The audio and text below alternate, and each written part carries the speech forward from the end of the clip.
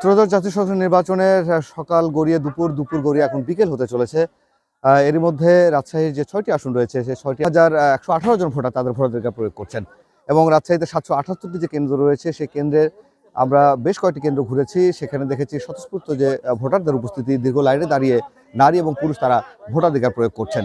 এই মুহূর্তে আমি রয়েছি রাজশাহীর যে ৬টি আসনের মধ্যে রাজশাহী যে বাগমারা উপজেলা নিয়ে গঠিত রাজশাহীর ৪ নম্বর আসন, সেই ৪ নম্বর আসনে একটি প্রাইমারি স্কুলে আমি রয়েছি, গোহাল বাড়ি প্রাইমারি স্কুল। সেই স্কুলে ইতিমধ্যে যদিও একটু ভোটার সংখ্যা কম, কিন্তু সকালের দিকে কিন্তু দীর্ঘ লাইনে দাঁড়িয়ে ভোটাররা তাদের ভোটাধিকার প্রয়োগ করছেন। একটু দেখাই আপনাদেরকে, এখন অনেকটাই কমেছে ভোটারের যে আনাগোনা। সকাল থেকে কিন্তু দীর্ঘ লাইনে দাঁড়িয়ে এই কেন্দ্রে ভোটাররা তাদের ভোটাধিকার প্রয়োগ করেছেন।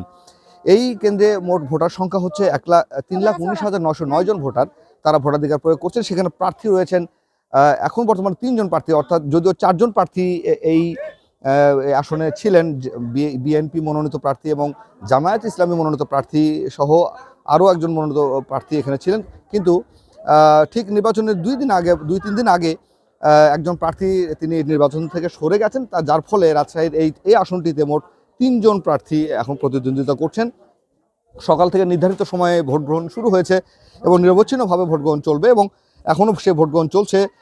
আমরা দেখেছি আইনশৃঙ্খলা রক্ষাকারী বাহিনীর সদস্য যারা রয়েছেন তারা কিন্তু তৎপর রয়েছেন এবং বিভিন্ন কোনো ধরনের যেন অপ্রীতিকর ঘটনা না ঘটে সেই জন্য কিন্তু ব্যাপক নিরাপত্তা ব্যবস্থা গ্রহণ করা হয়েছে রাজশাহীর এই জেলার যে ৬টি আসন রয়েছে সেই ৬টি আসন জুড়ে।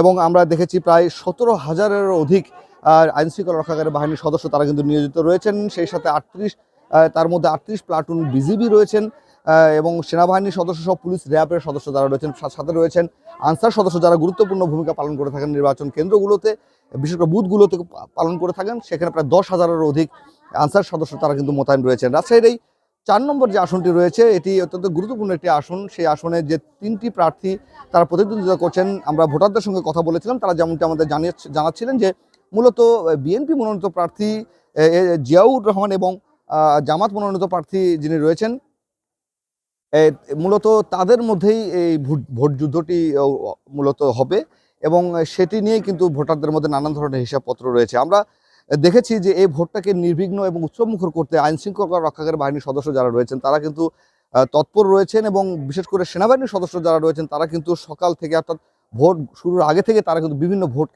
ভোট কেন্দ্র এলাকাগুলোতে তারা কিন্তু টহল দিচ্ছেন, ভোট কেন্দ্রগুলোতে তারা টহল দিচ্ছেন এবং সবকিছু মিলে এখন পর্যন্ত তেমন কোনো বড় ধরনের ঘটনা ঘটেনি, যদিও আমরা ২-১টি ঘটনার খবর শুনেছি। যেমন রাজশাহীর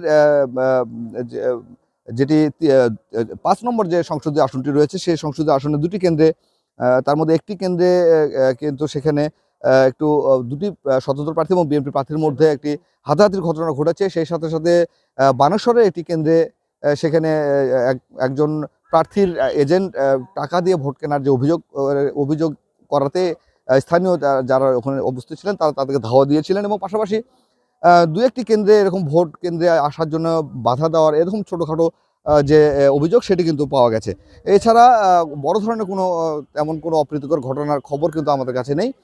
সকাল থেকে এখন পর্যন্ত উৎসবমুখর পরিবেশে এবং একটি ভোটারদের যে অংশগ্রহণ সেটি উল্লেখযোগ্য পরিমাণে আমরা দেখতে পাচ্ছি এবং সারিবদ্ধভাবে দাঁড়িয়ে দীর্ঘ লাইনে দাঁড়িয়ে তারা কিন্তু ভোটাধিকার প্রয়োগ করছে। আমরা নির্বাচন কমিশন সূত্রে যেটি পেয়েছি এখন পর্যন্ত, অর্থাৎ বিকেল ৩টে পর্যন্ত প্রায় ৫২% ভোট পড়েছে বলে আমরা খবর পেয়েছি। তো বাকি যে সময়টুকু আছে সেই সময়টুকুতে আমরা যে কয়েকটি কেন্দ্র দেখেছি যে এখনও কিন্তু ভোটারদের দীর্ঘ লাইন সেখানে আমরা দেখেছি।